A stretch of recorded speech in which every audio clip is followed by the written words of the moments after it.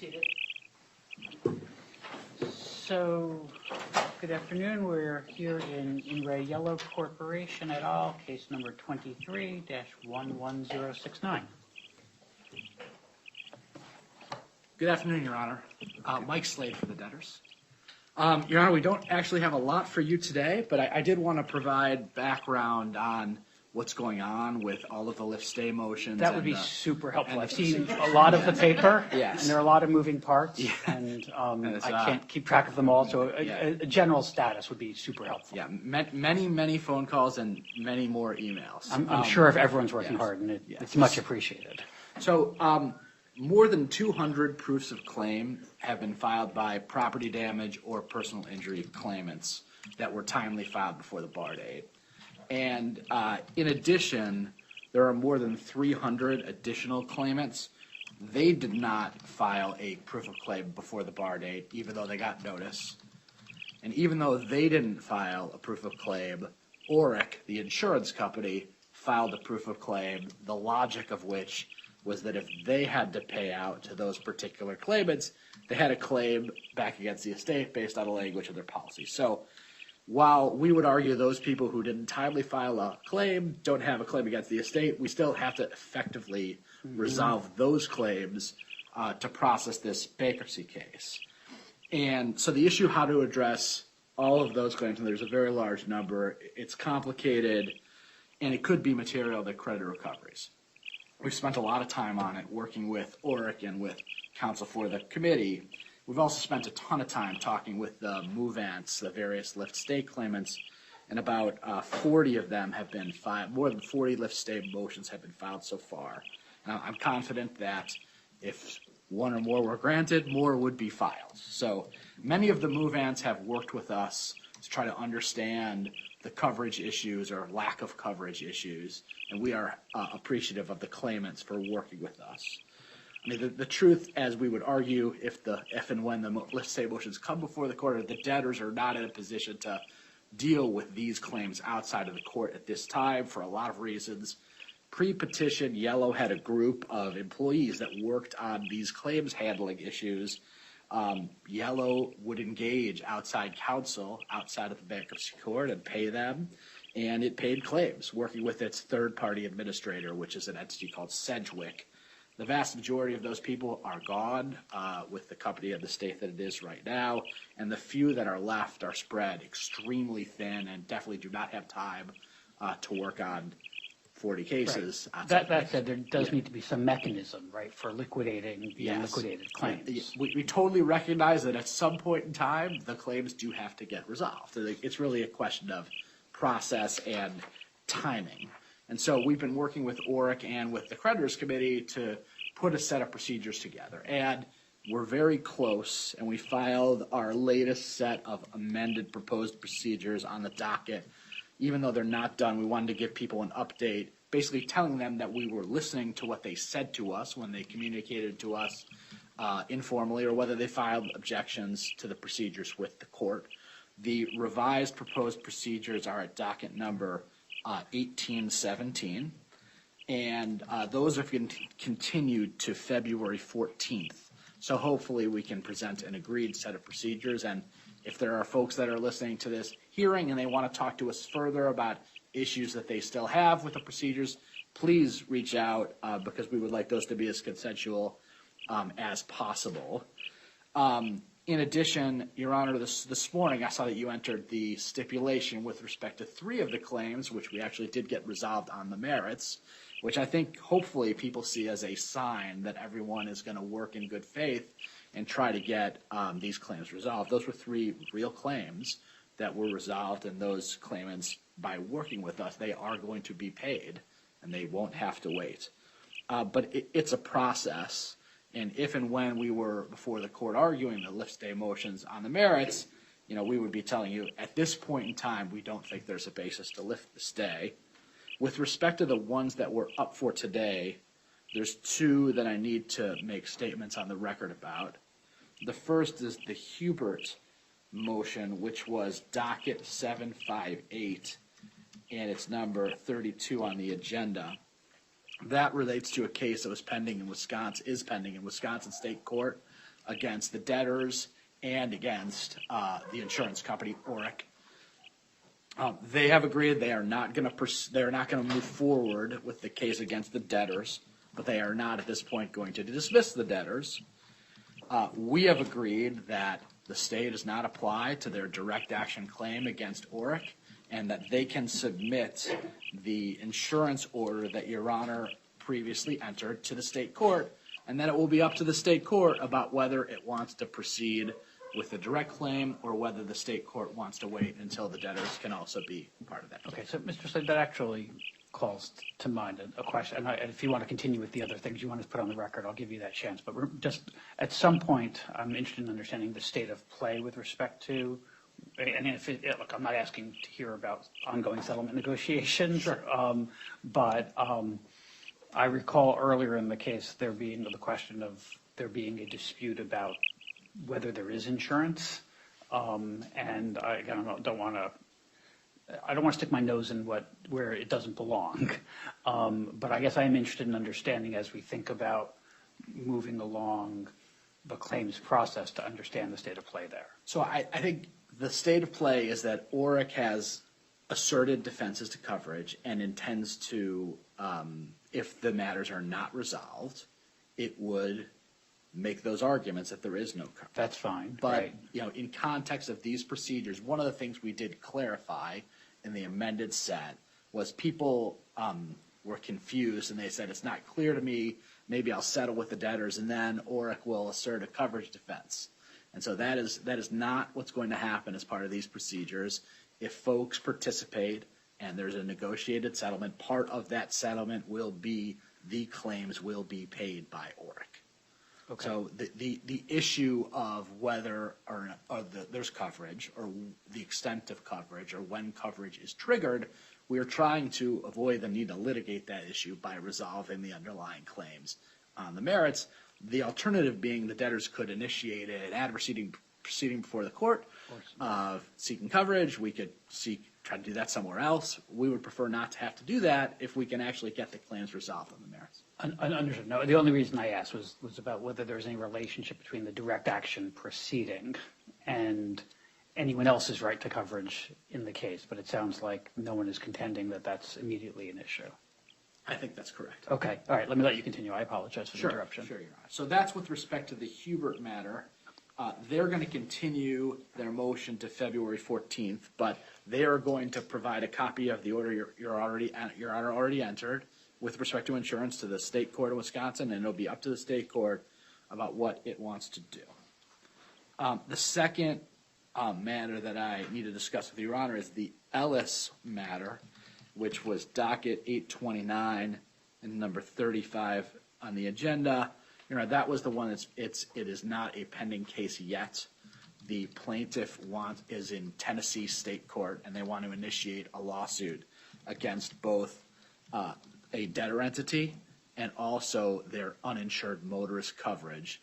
Their issue that they have asserted to us is that they want to make sure they comply with the statute of limitations, and they believe that in Tennessee that to pursue their own insurance, their own uninsured motorist coverage, they have to initiate a case against the tortfeasor. So they couldn't even they believe they couldn't even pursue their own insurance without suing a debtor entity. And so the compromise we've reached with them is that they can file their lawsuit in state court in Tennessee. I agree that I will accept service on behalf of the debtors. They agree that they will stay the case immediately through the end of the bankruptcy. So they will satisfy what they believe they need to do to get to their own coverage, and it won't have any impact substantively on the estate. Okay. While we're on the Ellis case, let me just say the following. Yes. I noticed in preparing for the hearing that the lawyer for Mr. Ellis, at least Delaware counsel, is from the firm where my judicial assistant's husband is employed. I looked at this. I don't believe it creates a recusal issue, but it looked like the prudent thing to do was to make that disclosure. So I've made it. I'm satisfied that I will resolve the matter fairly and impartially, and it won't affect my ability to do my job, and will not include my judicial assistant in any substantive discussion of that matter. But I wanted just to make that disclosure so that I dotted the I and crossed the T with respect to the ethics. Okay, very good, thank you. Okay. That presents no issues for the debtors. And I think the only one. I'm sorry, Ms. Anderson, looks like you wanted to be heard on that? Not on that issue. Okay, Yes. okay.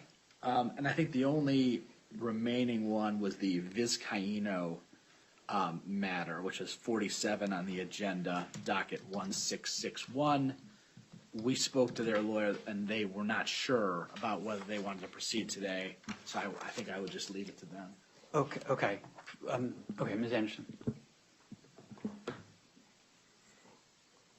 Margaret Anderson, Your Honor, on behalf of Old Republic Insurance Company.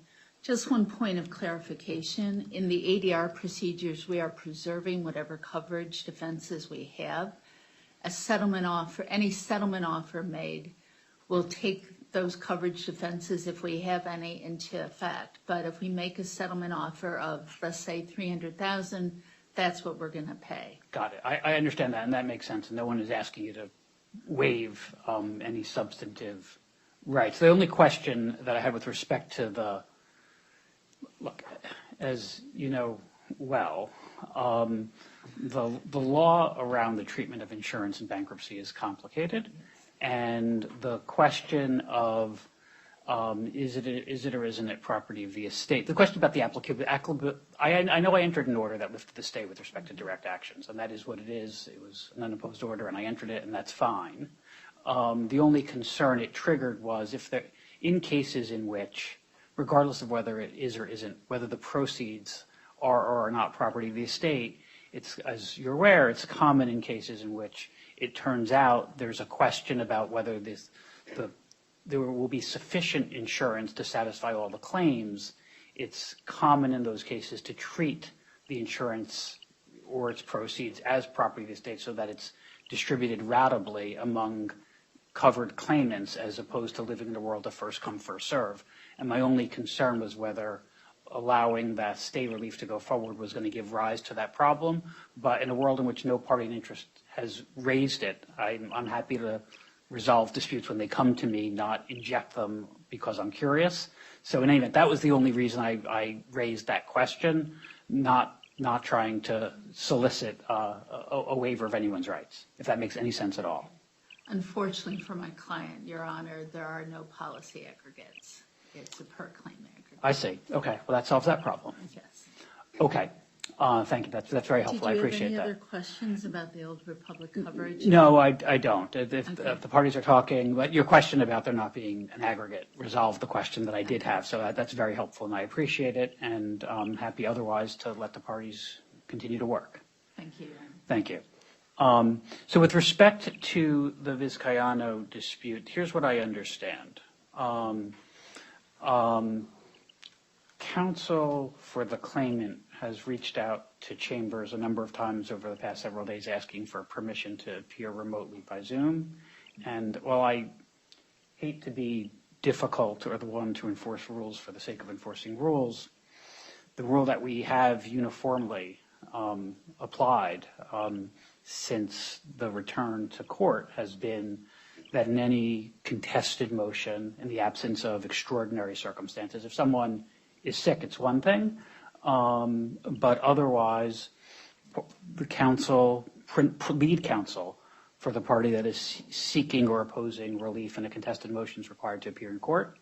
And so I see Mr. Hiller reached out to say that he, I'm not sure if he is counsel for this on this motion or not. He reached out to and represented that he actually had the flu, so he's permitted to appear remotely for that reason. That's the kind of circumstance in which it's better for everyone if we permit remote appearance. But Mr. Lee has reached out asking as counsel to Mr. Vizcaíno to present argument in support of his motion for relief from the stay remotely, and simply to be fair and consistent, the answer is no. But I did indicate that we, for the purpose of having this conversation, allow Mr. Lee to be heard simply for the purpose of seeking any clarification or the like with respect to that matter. And Mr. Hiller, to the extent you're involved in this, so you'll also have the chance to be heard. So, Mr. Lee, why don't I give you the chance first, and well, whichever of you wants to address it, you're welcome to. Actually, Your Honor, this is Adam Hiller. I did reach out to Chambers on Thursday or Friday to ask about this. Since that time, however, I have disengaged from this client, so I am no longer Mr. Vizcaino's Delaware counsel. I just wanted to alert the court to that. Okay. Thank you. And by Zoom. Okay. Thank you, Mr. Lee. Hope you feel better, and thank you. Okay, Mr. Lee, any questions about what I just described? Or did I misdescribe any of the previous communications? No, Your Honor. In fact, we're in the process of engaging a local counsel so that we will be able to appear in person to make our substantive argument, but we're not ready to do that today. Okay. So, very well. So this matter, I take it, will be adjourned. You'll work with the debtor to reschedule this at a time that's appropriate and agreeable to both sides? yes, Your Honor. That's fine, Your Honor. Thank you. Okay, very well. So we'll treat that matter as being adjourned. Thank you very much to all, and thanks to everyone for understanding that, while we don't mean to be difficult or create inconvenience or create burden or expense for no reason, I do feel a need to sort of apply the rules in an even-handed way. Okay. Anything else that we should address? Yes, good afternoon, Your Honor. Allison Smith, Kirkland & Ellis for the debtors. Just one other item on today's agenda going forward.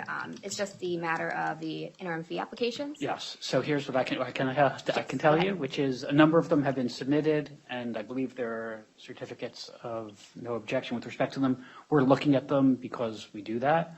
To the extent we run into any issues, we propose to reach out and address them. If you don't hear from us, you should expect an order to be entered.